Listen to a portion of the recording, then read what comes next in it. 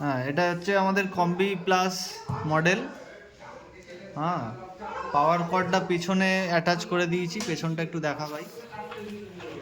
পেছনে পাওয়ার কর্ড এখানে অ্যাটাচ করে দিতে হবে, আর ফুট প্যাডেলটা এখানটা লাগাতে হবে। এখানে পিন কনফিগারেশন এই যে এখানে একটা স্লট আছে, স্লটটা থেকে চেপে দিলে হয়ে যাবে, লেগে যাবে। ঠিক আছে, এবার আমি সুইচ অন করছি। পেছনেই পাওয়ার সুইচ অন করা ছিল, মেশিন অন হচ্ছে। ফার্স্টে সেলফ টেস্টিং হবে। এই হয়ে গেল, মেশিন অন হয়ে গেল। এটা হচ্ছে আমাদের স্ট্যান্ডার্ড ডিসপ্লে। মেশিন অন করলে এরকম দেখাবে। ঠিক আছে, প্রত্যেকটা পোর্টে লাইট জ্বলছে মানে প্রত্যেকটা পোর্ট অ্যাক্টিভ আছে। ঠিক আছে, এবার ব্যাপারটা হচ্ছে ডিসপ্লে সেকশানে কি আছে এটা আমাদের আগে বুঝতে হবে। ডিসপ্লে সেকশানের এই যে ওপরের পোর্শনটা, এটা হচ্ছে বাইপোলারের জন্য। লেফট সাইডে যেটা আমরা দেখতে পাচ্ছি এটা হচ্ছে আমাদের বাইপোলার কাট। রাইট সাইডে যেটা দেখতে পাচ্ছি এটা হচ্ছে বাইপোলার কোয়াগুলেশনের ঘর। এটা কাটিংয়ের ঘর, এটা কোয়াগুলেশনের ঘর। Bipolar cutting, bipolar coagulation. Okay, আর নিচেরটা হচ্ছে ঠিক একইভাবে, এটা কাটিং, এটা কোয়াগুলেশন। হয়ে গেল, আর তো কিছু নেই ডিসপ্লেতে। এবার ব্যাপারটা হচ্ছে কি, ওয়াটেজ কম বেশি করতে গেলে তোমাকে কি করতে হবে? ওয়াটেজ কম বেশি করতে গেলে ফার্স্টে স্ক্রিনটাকে আনলক করতে হবে। মোবাইলে যেমন একটা মোবাইল রেখে দিলে আমাদের স্ক্রিনটা লক হয়ে যায়, সেরকম এই স্ক্রিনটা লক হয়ে যায়। কারণটা হচ্ছে যাতে হাত লেগে চেঞ্জ না হয়ে যায়, তাই জন্য এটা টাইম সেট করা আছে। সেই টাইম হয়ে গেলে এটা অটোমেটিক লক হয়ে যাবে। ফার্স্টে এই লকটাকে খুলতে হবে। লকটা খুললাম, ধরো আমি মনোপোলার কাটিংয়ের ওয়াটেজটাকে বাড়াবো বা কমাবো, তাহলে এখানে টাচ করব। টাচ করলে এই উইন্ডোটা আসবে, এখানে প্লাসে হাত দিলে বাড়বে, মাইনাসে হাত দিলে কমবে। ঠিক আছে, আর তার ঠিক নিচে এই যে লেখাগুলো লেখা আছে, পিওর, ল্যাব কাট, ব্লেন্ড কাট, এন্ডো কাট, এগুলো হচ্ছে কাটিংয়ের বিভিন্ন টাইপের মোড আছে। তো এই মোডটাকে অ্যাজ পার রিকোয়ারমেন্ট মোডটা সিলেক্ট করতে পারো। আপাতত কাটিংটা পিওর কাট মোডে আছে।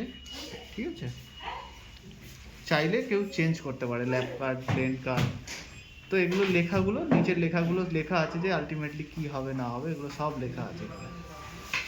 পিওর কাট যদি সিলেক্ট করি, কি লেখা আছে? Smooth cut with minimum hemostasis for under water and general surgeries. ঠিক আছে, general surgery plus TORP. Under water মানে হচ্ছে টিওআরপি কেস করার জন্য পিওর কাটও ইউজ করতে পারো। হয়ে গেল। তো এরকম প্রত্যেকটা মোড আছে, প্রত্যেকটা মোডে কি হয় সেগুলো লেখাও আছে নিচে। তো ন্যাচারালি আমরা পিওর কাটেই রাখি। হয়ে গেল, পিওর কাটে আমি ওয়াটেজটাকে বিলো 40-তে আমরা স্ট্যান্ডার্ড রাখি।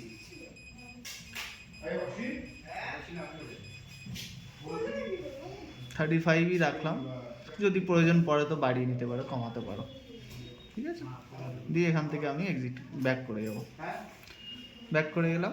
ঠিক এটা যেরকমভাবে হলো, ঠিক প্রত্যেকটা উইন্ডো, প্রত্যেকটা ঘরেই সিস্টেমটা একই। যদি আমি এটা চেঞ্জ করতে চাই তাহলে এখানে টাচ করব। ওয়াটেজ কম বেশি একই সিস্টেম, এখানেও মোডস একইভাবে চেঞ্জ করবে।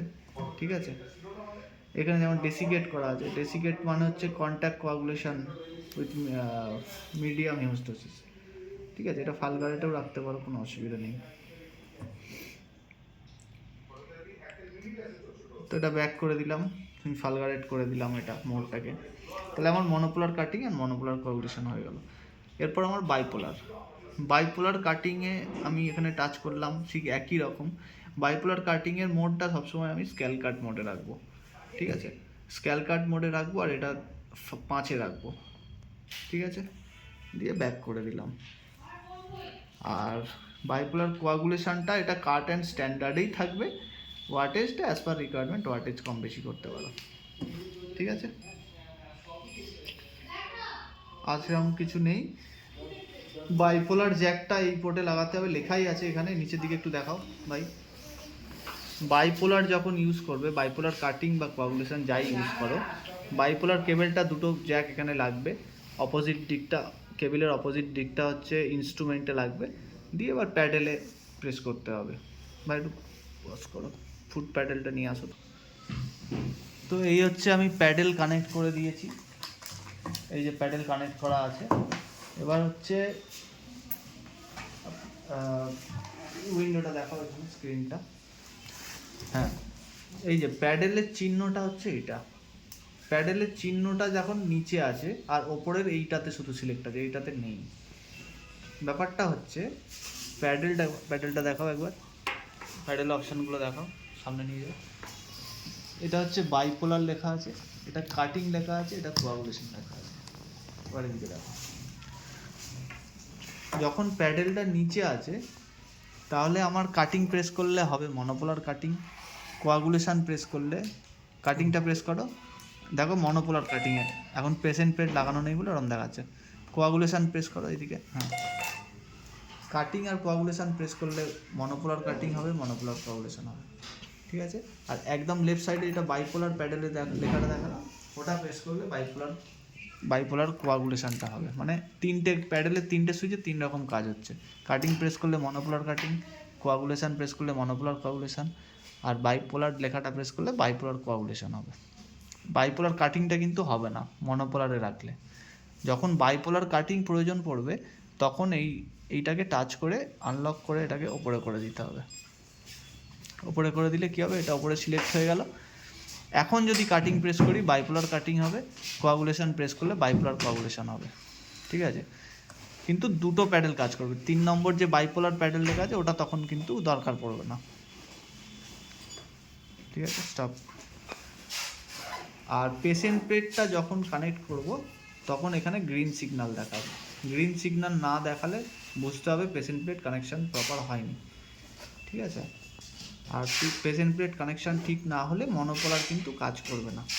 যখন মনোপোলার আমি কাজ করব, হ্যান্ড পেন্সিল যদি ইউজ করি, 3টে জ্যাক থাকে হ্যান্ড পেন্সিলে, সেক্ষেত্রে এখানে লেখাই আছে মনোপোলার হ্যান্ড সুইচ, এখানেও লেখা আছে মনোপোলার হ্যান্ড সুইচ। তো মনোপোলার হ্যান্ড সুইচ যেখানে ইচ্ছা লাগাতে পারো, দুটো পোর্ট দুটোই অ্যাক্টিভ করা আছে, যেখানে ইচ্ছা মনোপোলার হ্যান্ড সুইচটা লাগাতে পারো। আর যদি মনোপোলার সিঙ্গেল জ্যাকের কোনো ল্যাপের ইনস্ট্রুমেন্ট ইউজ করো তাহলে এই পোর্টটাকে ইউজ করবে। এই পোর্টের 3টে জ্যাকের মধ্যে যে কোনো একটা জ্যাককে ইউজ করলেই হবে, 3টেই অ্যাক্টিভ আছে, যে কোনো একটা জ্যাককে ইউজ করলেই হবে, ঠিক আছে। স্টপ।